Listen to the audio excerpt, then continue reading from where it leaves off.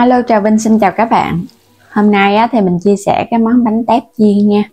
Bánh tét cực kỳ giòn luôn. Với cách pha bột này là mình để cả ngày bánh vẫn giòn, mà giòn xốp chứ nó không cứng nha. Dễ mà ngon, cuốn với rau cải thì hết sảy luôn. Thì bây giờ mời các bạn mình cùng xem video luôn ha. Trước hết đó là mình dùng 100g bột mì. Còn này là 100g bột gạo lọc, hai loại là 200, 50g bột bắp và 50g bột nếp ha. Gia vị thì mình có muối, đường, hạt nêm và tiêu. Muỗng cà phê bột nghệ, một lon bia hoặc là soda cũng được nữa, nó tăng thêm cái độ giòn cho bánh á. 100g bột gạo cho vào thao nè, cùng với 100g bột mì hay là bột mì đa dụng đó, cái nào cũng được luôn. 50g bột bắp giúp cho tạo thêm cái độ giòn và giòn xốp. Bột nếp cũng tăng thêm độ giòn luôn nha. Bột nghệ không có thì bỏ qua. Gia vị thì mình nêm mỗi thứ nửa muỗng cà phê thôi. Rồi bây giờ mình cho một lon bia vô đây, 330ml bia hoặc là soda nha. Cái phần bia mà mình cho vào trong này giúp cho cái bột của mình nó nở men đó, thì phần bột nó sẽ xốp và cũng như là nó giòn xốp. Bánh mình để nguội nó sẽ không có cứng. Còn các bạn không có cái bia hoặc là không có soda thì bột của mình nó sẽ giảm cái độ giòn nhiều lắm. Và thay vào đó thì các bạn dùng nước lạnh, các bạn cũng có thể cho vào nửa muỗng cà phê baking soda, giúp cho bột của mình nó giòn, để thay cho cái bia ha. Thì cách nào cũng được, có bia thì nó ngon hơn, nó sẽ thơm bánh hơn. Khuấy đều rồi mình để yên nửa tiếng cho nó nghỉ đi.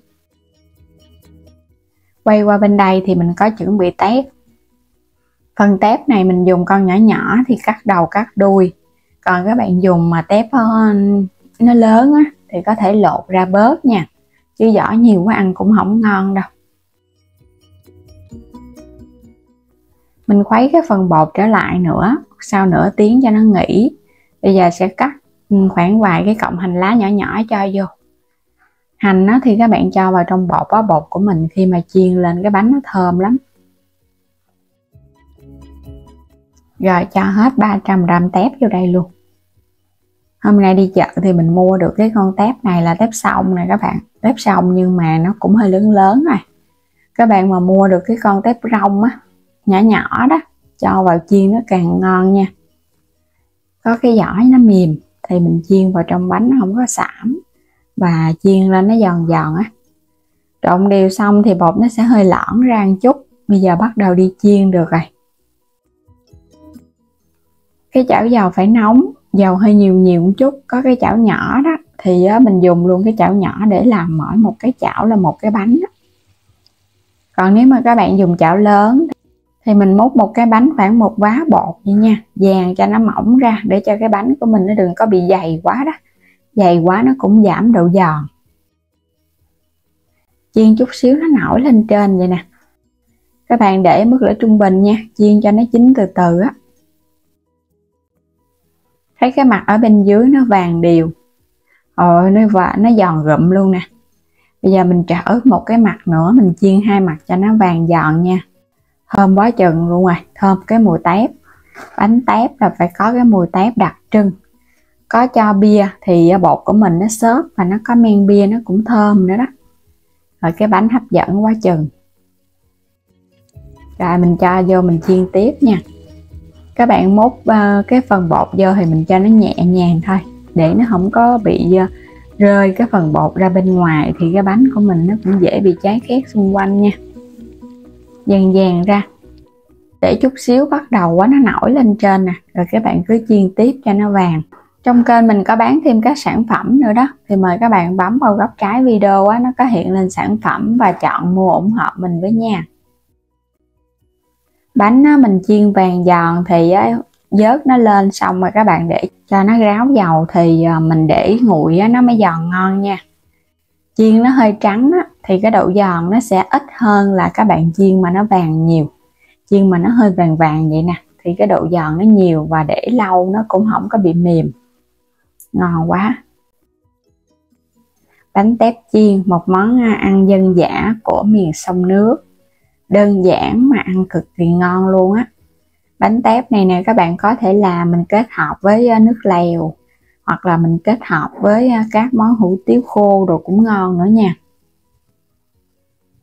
Bột á thì vàng giòn, xung quanh cái viền nó mỏng á, nó cực kỳ giòn luôn á. Ở bên trong chính giữa thì nó sẽ xốp xốp, chứ nó không phải là nó cứng, mà nó cũng không quá mềm đâu. Bột vậy là nó mới ngon. Mình thấy cái bánh này giống y hệt như cái bánh giá luôn. Mình chiên theo kiểu này, bột á nó giòn là bánh nó ngon. Còn ngoài ra các bạn thích cho nó ngon hơn nữa thì có thể bào thêm vài lát khoai lang đó, mình trộn vào trong bột thì chiên ra nó cũng giòn ngon lắm á. Mà đúng cái bánh tép á thì không có khoai lang. Làm kiểu này có thể cuốn rau chấm với nước mắm, ăn bún cũng ngon. Mà các bạn làm mình ăn bún nước lèo, hoặc là ăn hủ tiếu, hoặc là ăn mì gì cũng ngon hết trơn á. Dễ làm mà hấp dẫn nè ha. Ở bên trong á có lộn những con tép vô á thì cái bánh của mình nó ngọt, nó thơm. Mình trộn chung vậy nè nó mới ngon nha. Còn các bạn mà để trên mặt không là không ngon đâu. Tại vì cái phần bánh này chủ yếu là tép và bột, nên là phải trộn chung. Còn như cái bánh cống, bánh giá thì chỉ để lên trên mặt thôi, bởi vì ở bên trong đã có đậu xanh và củ sắn rồi đó. Mỗi một cái bánh sẽ có cách đặc trưng riêng. Bây giờ mời các bạn cùng thử ha. Nó giòn, thơm quá à. Rất là thơm luôn các bạn. Cho bia vào trong bột rất là ngon nha.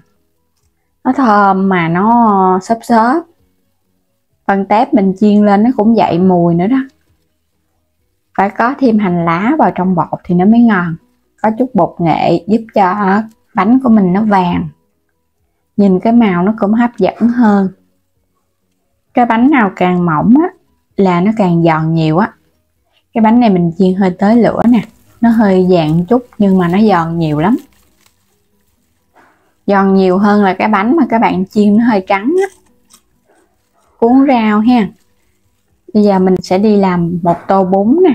Cái sắc cái này vô, cái cho thêm một ít rau thơm sắc nhỏ vô. Ăn không thôi là đã ngon lắm rồi đó. Nó giòn mà nó thơm nữa. Ăn thêm tô bún nữa là no nê luôn, khỏi cần phải nấu cơm. Làm nhiêu đây là ăn cả ngày không hết luôn á các bạn. Bánh nó thơm phức mà nó giòn rụm.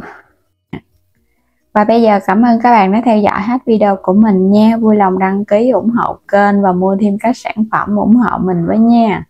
Xin chào tạm biệt, hẹn gặp lại các bạn ở những video tiếp theo.